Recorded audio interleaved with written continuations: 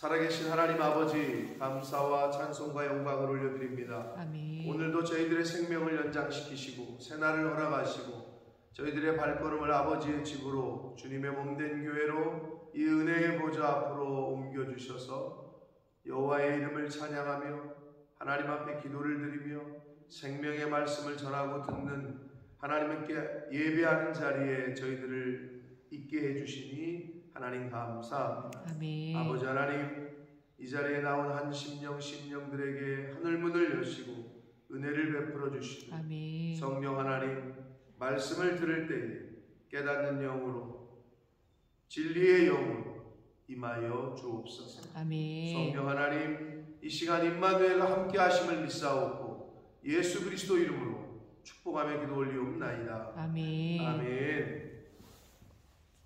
아버지 야곱은 베냐민을 보내고 싶지 않았습니다. 끝까지, 아주 끝까지. 심지어는 왜 너네들이 동생이 있다고 말을 해가지고 나를 이렇게 괴롭게 하느냐, 마지막까지도 그 편애하는 거를 여실히 드러냅니다. 그 인간의 어찌 보면 솔직한 마음이고 어찌 보면 미련한 거, 자기의 그 편애 때문에 이 사단이 났는데 끝까지 지금 어찌 보면 고집을 핍니다. 자, 그런데 어쩔 수가 없어요. 장사가 없다고 기근이 너무 심해. 말 그대로 다 죽게 생겼어요. 먹을 양식이 기근이 너무 심하다라고 43장 1절이 시작을 하는데 하나님께서 가만히 계시질 않고 기근을 더욱 심하게 상황을 몰아가십니다. 그러니까 유다가 설득을 해요, 아버지를. 오늘 여기서 큰 단락이 이제 15절까지 해서 두 단락으로 나눌 수 있는데 어떻게 보면 1절부터 7절, 8절부터 15절. 그런데 둘 다 그 3절에 유다가 아버지에게 말하여 이르되, 8절에 유다가 그의 아버지 이스라엘에게 이르되, 유다가 아버지를 설득합니다. 재차. 그러니까 왜 그 12지파 중에서 우리가 앞에서도 봤습니다만은 왜 예수 그리스도가 그 뿌리가 유다의 자손이 돼서 나왔느냐, 정확히 성경은 이야기하고 있지 않습니다. 근데 장자였던 루벤이 아버지의 첩이요 아내라고 할 수 있는 그 비라와 동침을 하면서 그 장자권을 잃어버렸고, 시므온도 피를 너무 많이 흘렸고, 그 디나 사건 때문에 그냥 가서 싹 죽여버리는 그 앞장섰던 인물이요, 굉장히 호전적이요. 근데 이제 요셉이 팔리는 때에, 요셉을 죽이자고 할 때에 유다가 중재를 했죠. 지금 중재하는 것처럼. 그러니까 중보자로서의 기질이 있었음을 좀 나타내 주는 것 같기도 해요. 요셉을 죽이자고 할 때 왜 죽이냐? 죽여봤자 우리에게 무슨 이득이 있냐? 그냥 미디안 상인들에게 팔자. 이렇게 어떻게 보면 하나님 앞에 쓰임을 받았단 말이에요. 그러니까 요셉의 중재로 형들이 요셉을 이제 팔게 되죠. 애굽 땅으로. 그러니까 중보자, 중개하는 이런 역할이 있었던 것 같아요. 여기서도 지금 다른 아들들은 이름이 거론이 안 돼. 오직 유다만이 아버지를 설득하는 게 계속 언급이 돼요. 이런 걸로 봐서는 왜 예수 그리스도가 유다의 그 후손에서, 뿌리에서 오셨겠느냐 하는 걸 미루어 짐작케 합니다. 그래서 상황을 보니 아버지가 고집을 피고 있으니까 유다가 설득을 해요. 베냐민 데려가야 됩니다. 지금이 무슨 감정적으로 할 때가 아니라 빨리 가지 않으면, 이제 거기 보면 베냐민을 보내시면 우리도, 아버지도, 우리 아이들도 다 살 수 있습니다, 이렇게 얘기해요. 반대로 얘기하면 아버지 고집 피시면 다 죽습니다, 이거거든요. 반대로 얘기하면 그만큼 급박했다는 거죠, 상황이. 그럼 오늘 전체적인 이 스토리, 이 이야기 가운데 우리가 교훈을 받을 수 있는 포인트가 뭐냐면,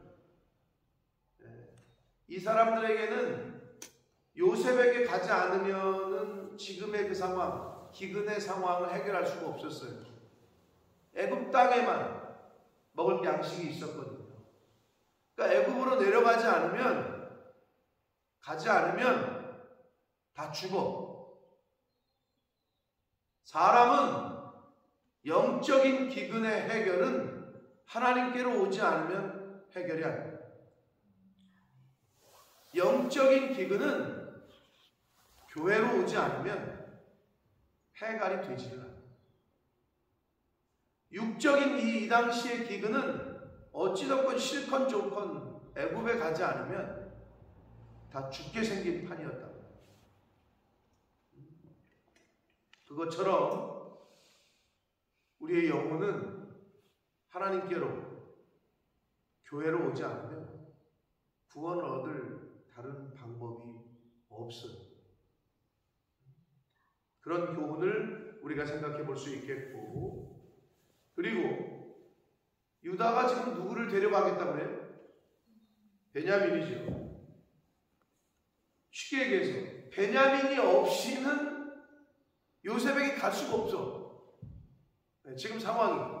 베냐민을 안 데려가면 요셉에게 갈 수가 없죠. 마찬가지예요.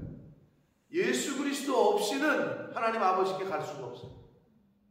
예수 그리스도 없이는 천국에 갈 수가 없어요. 베냐민 없이는 애굽에 갈 수가 없다니까. 상황이 그래. 똑같습니다. 왜 천국은 꼭 예수만 데리고 가야 되냐? 아니, 요셉이 정한 게 지금 베냐민이었잖아요. 하나님이 정해 놓으셨어. 이 룰이. 예수 그리스도를 통하지 않고는, 예수 그리스도와 함께하지 않고는 아버지께 갈 수가 없어. 올 수가 없다고. 가봤자 소용이 없어. 만나주지 않는다 그러잖아. 얼굴을 보지 못할 거다. 예수 그리스도 없이는 아버지의 얼굴을 볼 자가 없다니까요.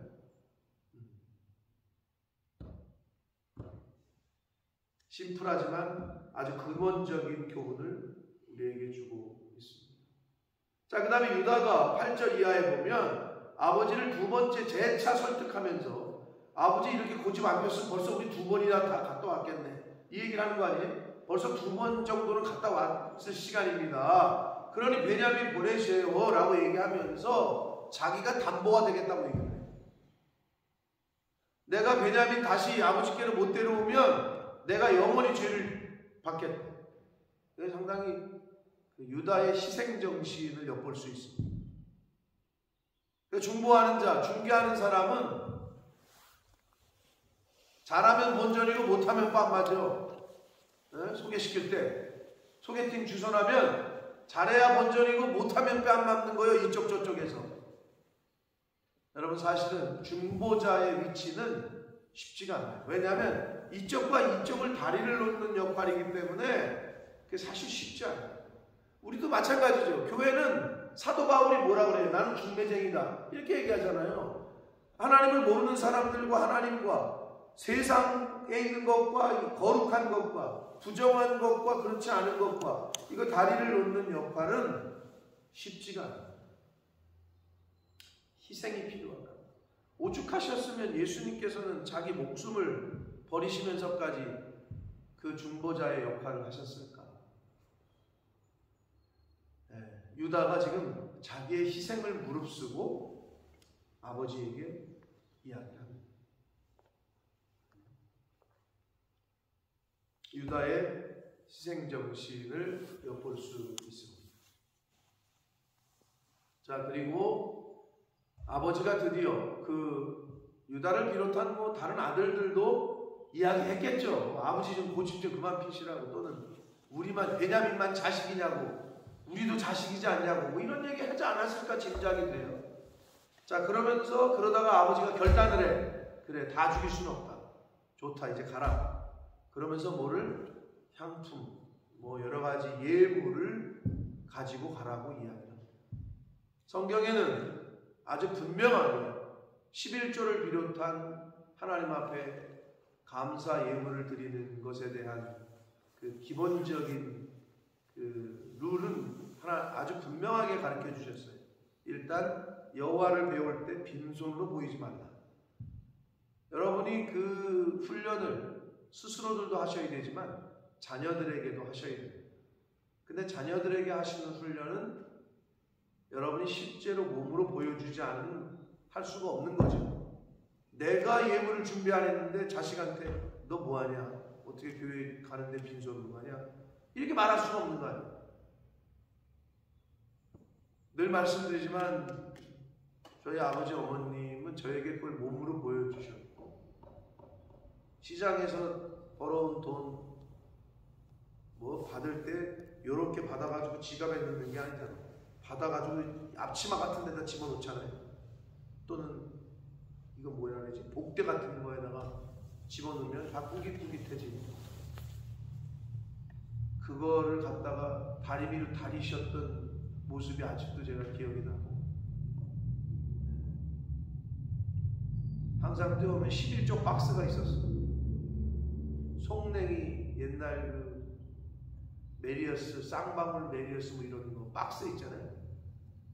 양말 박스였나 네이 박스였나, 하여튼 그 박스에다가 항상 저녁에 결산을 하는 거지. 돈을 씻이고 거기다 11조 이렇게 띄어.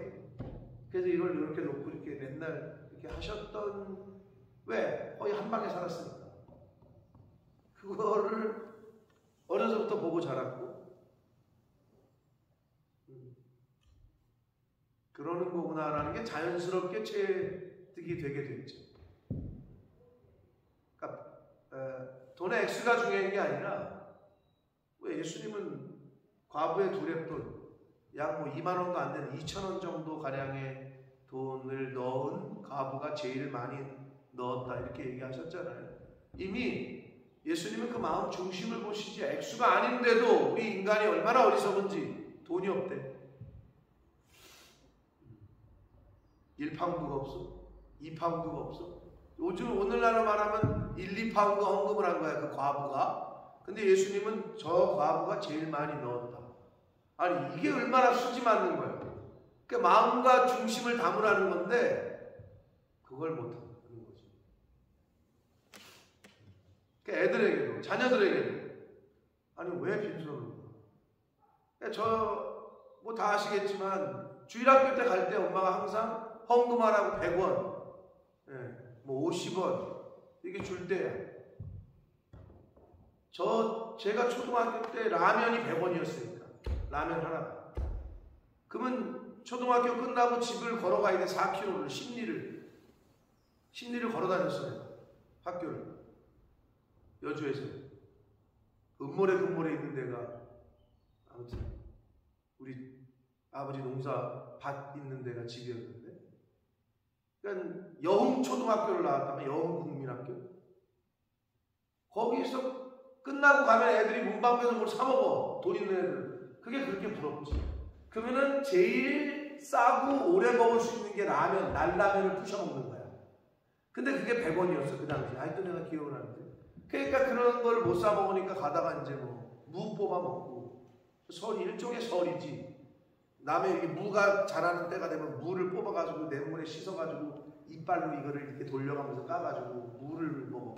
그럼 그게 이제 단무는 괜찮은데 저거 한 무는 어우 속이 아려. 이제 약간 저기 한 무는 잘못 걸리면 그거 이제 여름에 이제 뭐 이제 수박은 그래도 좋지. 참외 뭐 이런 거. 설이 아닌 설이 있는 날 설이도 해보고, 설이 하는 놈들도 지켜보고, 할 건 다 해. 설이 하는, 이제 배고프니까 이제 훔쳐 먹는단 말이야. 그걸 지키는 초소가 있어. 원사님 그게 뭔지 알아요? 그 초소가? 원두막 아시네. 원두막 올라가 봤어요? 한 번도 안 가봤어? 거기는 너 어떻게 아셔? 교과서에서 보셨, TV에서 보시고, 야 원두막이라 그러지. 거기서 올라가서 지켜보기도 하고. 우리 아버지가 나중에 참외 농사를 지셨거든. 뭐 얘기야? 예물 얘기하다 여기까지 왔는데, 여러분 중요한 거는 얼마나 수지 맞는 건지 몰라. 액수를 정해 놓으셨다면 이건 너무 힘들어. 그런데 내 마음과 정성을 다해서 자원하여 그리고 억지로 하지 말고, 이게 이제 헌금을 드리는, 예물을 드리는 자세를 아예 딱 지정해 주셨어. 법률에, 말씀에. 자원하여 억지로 말고 정성을 다해서. 액수가 중요한 게 아니거든요. 하나님은 다 아셔. 어떤 마음에서 이거를 구별했는지, 분별했는지, 인색함으로 했는지 아닌지 이걸 다 아신다. 그럼 어떻게 되는 줄 알아요? 자식들이 그걸 보고 다 배운다니까요. 그러니까 부모가 빈손으로 가는데 자식이 뭐 할 수는 없죠.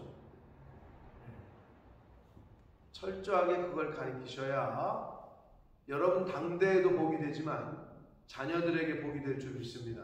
아멘. 하나님이 그렇게 약속을 하셨기 때문에. 그래서 이 야곱도, 이스라엘도 요셉에게 갈 때에, 그 애굽의 총리에게 갈 때 빈손으로 가지 말아라. 예물을 좀 가지고 가라. 이렇게 얘기합니다. 마찬가지로 하나님 앞에 나올 때에도, 우리가 남의 집 처음 방문할 때에도, 또는 누가 초청을 해도 빈손으로 가지 말라고 하면서 하나님 아버지 앞에 나올 때에 그거를 구별하지 않는 것은 바보 같은 짓이에요. 그거는. 아니, 수지 맞을 일을 왜 안 해요? 하나님이 살아계실진데, 아니 그거를 다 보고 계실 텐데 그거를 왜 안 하냐? 그건 바보 같은 짓이죠. 그래서 이스라엘도 잠언에 뭐라 그래요? 좋은 선물은 사람의 마음을 이렇게 풀어준다 그러잖아요. 하라고 그러잖아요. 그게 지혜라고 하잖아요. 네. 그래서 예물을 준비시켜서 보내면서 돈도 다시 가져가래. 왜냐하면 그거 잘못될 수 있으니 가지고 왔던 돈, 그 자루에 넣어져 있던 돈 꽁돈이라고, 아싸 잘됐다 이렇게 생각하지 말고 다시 그대로 가져가라는 거예요. 조지 뮬러 얘기했잖아요. 제가 며칠 전에 했죠? 뭐 얘기했어요? 기억나요? 믿는 순간 걱정이 사라지고, 걱정이 시작되는 순간 기도는 끝난다. 그 얘기도 했지만 그 얘기를 했군요. 그분이 뭐라고 얘기했냐면, 길 가다가 다이아몬드를 발견하잖아요. 그럼 자기는 그걸 지나친대. 그러면서 뭐라 그러냐, 믿는 사람에게 그런 거를 발견하게, 만나게 하시는 상황은 그거를 보고도 지나칠 수 있는 훈련을 하시기 위해서 그거를 만나게 하시는 거다, 이렇게 생각한다는 거야. 여기 막 수백만 원이 떨어져 있어. 다이아몬드가 떨어져 있는데 그걸 보고도 그냥 지나칠 수 있을 정도의 사람이 되도록 훈련하시기 위해서 만나는 거다. 이게 웬 공짜야, 웬 떡이야. 성도는 그러지 말아야 된다. 즉 부정한 돈, 그리고 불로소득, 이거를 구하지 말아야 된다는 거죠. 여기서도 야곱이 또는 형제들이, 아니 이거 뭐 우리가 잘못한 것도 아니고 양식은 가져왔는데 돈은 그대로 있네, 이거 그냥 우리가 뭐 챙기죠, 먹죠, 이럴 수 있잖아요. 그런데 야곱 아버지가 그러지 말아요. 다시 그대로 가지고 가. 이게 우리 성도들의 기본적인 자세여야 합니다. 자, 그러면서 이제 아버지가 결단해요. 내 아우도 데리고 떠나 다시 그 사람에게로 가요. 14절이 중요합니다. 아버지가 이스라엘이 자식들의 그냥 간곡한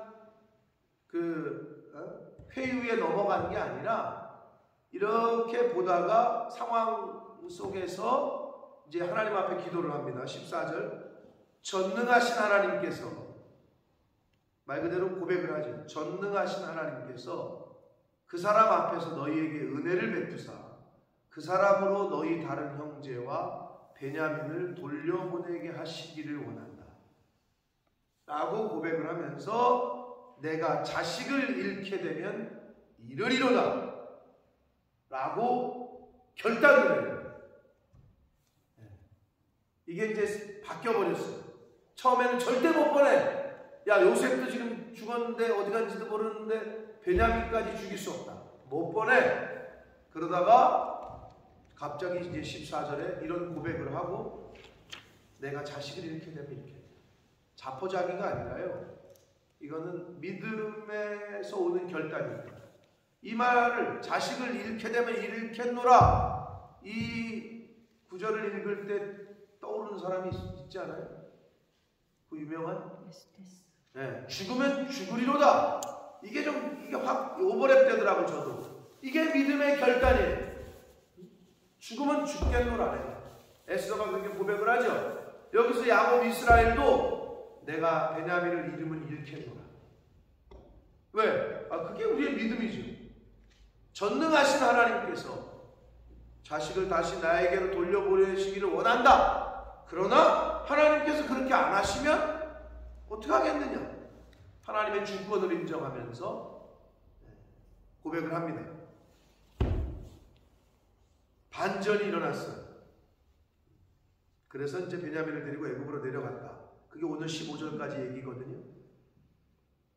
자, 야곱이 베냐민, 자기가 그토록 애지중지하는 막내 아들을 보내겠다는 결단을 해요. 그 결단이, 그 믿음의 선택이 결국 가족과 식솔들, 민족 전체를 살리게 되는 단초가 됐습니다. 그렇죠? 그것처럼 하나님 아버지께서 독생자 예수 그리스도를 이 땅에 보내시겠다고 하신 그 결단이 십자가에서 죽이시겠다고 하신 그 은혜와 그 사랑이 전 인류를 구원하는 길을 여셨다는 겁니다. 이스라엘이 베냐민을 아들을 어떻게 보면 어떻게 될지 모르는 그 애굽 땅으로 보내겠다고 한 결단이 온 가족을 살렸듯 하나님 아버지께서 예수 그리스도를 이 땅에 보내신 그 결단이 전 인류에게 구원의 길을 여시는 계기가 됐습니다. 사랑하는 성도 여러분, 마찬가지입니다. 믿음의 결단 없이는 그 어떤 일도 벌어지지 않습니다. 하나님은 한 사람 한 사람의 믿음의 결단, 그 가정에, 그 교회에, 전 세계의 모든 기독교회는 그렇게 믿음의 그 누군가 알지 못하는 믿음의 선배들의 결단에 의해서 지금 오늘날까지 왔습니다. 자기의 것을 희생하고 결단해서 교회에 들여서 교회가 져지고 땅이 구입이 되고 그렇게 결단했더니 오늘날 이 영국 교회 많은 교회들이 어떤 결단을 해요? 교회를 팔아먹는 결단을 하더라고요. 팔려서 클럽이 되고 팔려서 식당이 되고 팔려서 여러분 그런 얘기 많이 들어보셨죠? 뭐 여기 러브처치도 시티게이트 처치도 그런 뭐 저는 모르겠습니다. 확인할 수 없습니다만 전에 듣기로는 그 지금 러브처치를 쓰고 있는 그 교회를 그 전 교회가 그 교회한테 뭐 1파운드에 넘겼다. 이런 얘기가 들려지더라고요. 미국의 많은 교회들은 그래요. 자신들이 운영할 수가 없으니 한인교회한테 1달러에 넘기는 뭐 이런 얘기들이 종종 있습니다. 차라리 그게 아름다운 거지 하나님 앞에서. 그런데 80 밀리언에 팔아가지고 그거를 술집이 되게 하고 그거를 식당이 되게 하고 그게 말이 되는 얘기예요. 나는 한국만 있는 줄 알았어. 교회 팔아먹는다는 얘기. 근데 영국도 있더라고. 근데 한국은 팔아서 그렇게 교단에서 팔진 않아요. 아직까지 우리나라는. 약간 못된 이상한 사람들이 팔아가지고 자기가 착복하는 경우 그리고 튀는 경우는 있어도 여기는 근데 교단 자체에서 결정을 해가지고 그걸 넘기고 교단 수입으로 얻는 것 같더라고 보니까. 여러분 우리도 마찬가지입니다. 인생에 어떤 결단을 하실 겁니까? 어떤 결정과 결단, 헌신 없이는 그 어떤 것도 이루어지지 않습니다. 자식을, 가장 사랑하는 자식을 보내는 그 야곱의 결단이 민족을 구원하였듯, 독생자 예수 그리스도를 이 땅에 보내서 십자가에 죽이시겠다고 하신 그 하나님 아버지의 결단이 전 인류를 구원했듯, 저와 여러분의 삶 가운데서도 하나님이 어떤 결단을 요구하실지 모릅니다. 어떤 사람은 그 하나님의 뜻을 깨닫고 결단하고 헌신하지만, 어떤 사람은 하나님의 음성이 들려도 모른 척하고 그냥 인생을 사시는 분들도 있고, 또는 영적으로 둔감해서 전혀 어떤 결단을 해야 될지 모르는 사람들도 있을 수 있습니다. 바라기는 하나님이 감동을 주시고 감화를 주신다면, 그리고 내 인생에 있어서 어떤 결단을 해야 된다면 그 결단이 사람을 살리시는 결단이 되시기를 축복합니다. 아멘. 나만 사는 게 아니라, 내 새끼만 사는 게 아니라 민족과 열방을 구원하는 것.